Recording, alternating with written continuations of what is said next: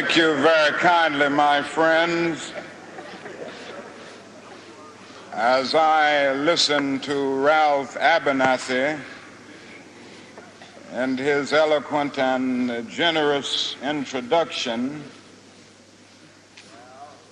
and then thought about myself, I wondered who he was talking about.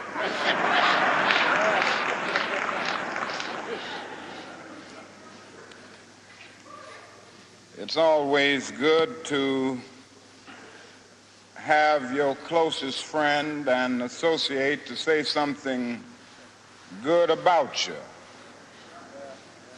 And Ralph Abernathy is the best friend that I have in the world. I'm delighted to see each of you here tonight in spite of a storm warning. You reveal that you are determined to go on anyhow. Something is happening in Memphis, something is happening in our world. And you know, if I was standing at the beginning of time with the possibility of taking a kind of general and panoramic view of the whole of human history up to now,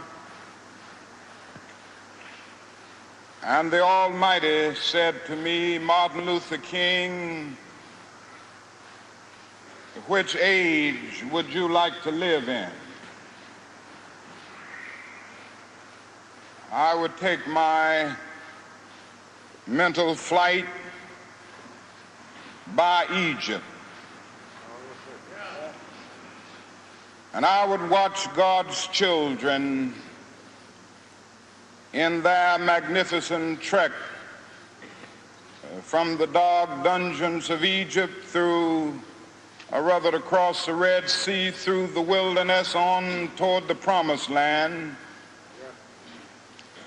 And in spite of its magnificence, I wouldn't stop there. I would move on by Greece and take my mind to Mount Olympus. And I would see Plato, Aristotle, Socrates, Euripides, and Aristophanes assemble around the Parthenon.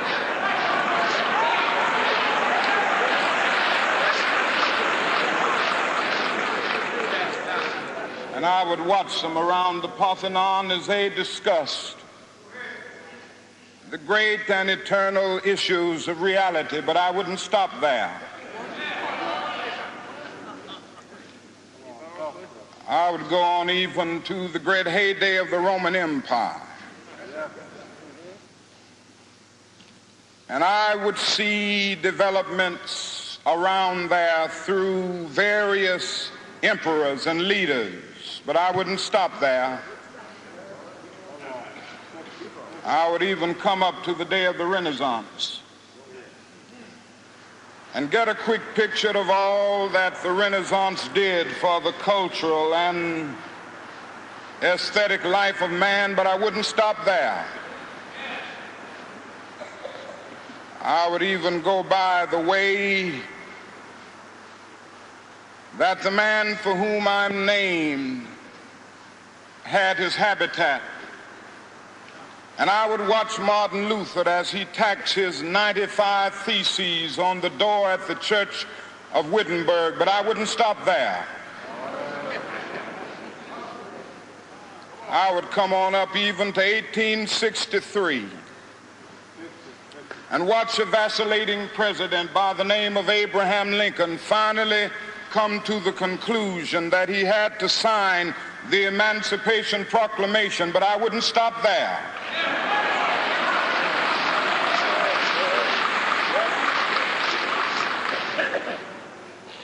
I would even come up to the early 30s and see a man grappling with the problems of the bankruptcy of his nation. and come with an eloquent cry that we have nothing to fear but fear itself. But I wouldn't stop there. Strangely enough, I would turn to the Almighty and say, if you allow me to live just a few years in the second half of the 20th century, I will be happy.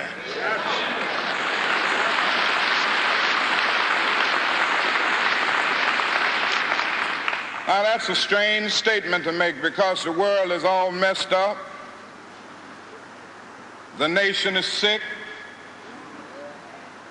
Trouble is in the land, confusion all around. That's a strange statement. But I know somehow that only when it is dark enough can you see the stars. And I see God working in this period of the 20th century in a way that men in some strange way are responding. Something is happening in our world. The masses of people are rising up, and wherever they are assembled today, whether they are in Johannesburg, South Africa, Nairobi, Kenya, Accra, Ghana, New York City, Atlanta, Georgia, Jackson, Mississippi, or Memphis, Tennessee, the cry is always the same: we want to be free.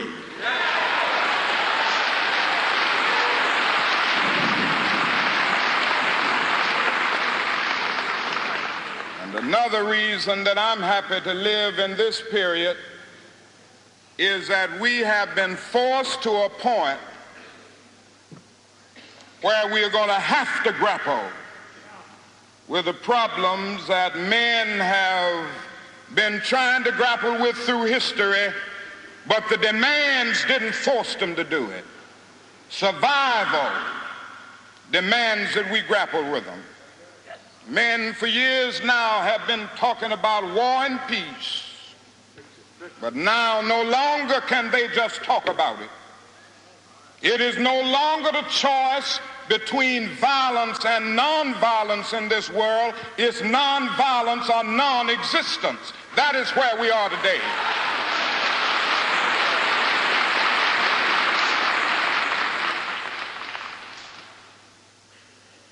And also in the human rights revolution,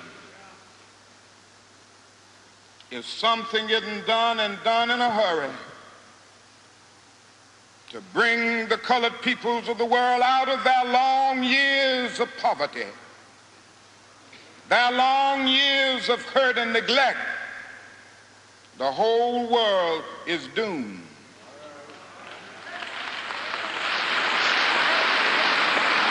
Now, I'm just happy that God has allowed me to live in this period to see what is unfolding. And I'm happy that he's allowed me to be in Memphis. I can remember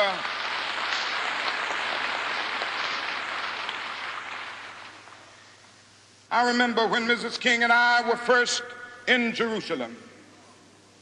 We rented a car and drove from Jerusalem down to Jericho. And as soon as we got on that road, I said to my wife, I can see why Jesus used this as the setting for his parable. It's a winding, meandering road. It's really conducive for ambushing. You start out in Jerusalem, which is about 1,200 miles, or rather 1,200 feet above sea level. And by the time you get down to Jericho, 15 or 20 minutes later, you're about 2,200 feet below sea level. That's a dangerous road. In the days of Jesus, it came to be known as the bloody paths. You know, it's possible that the priest and the Levite looked over that man on the ground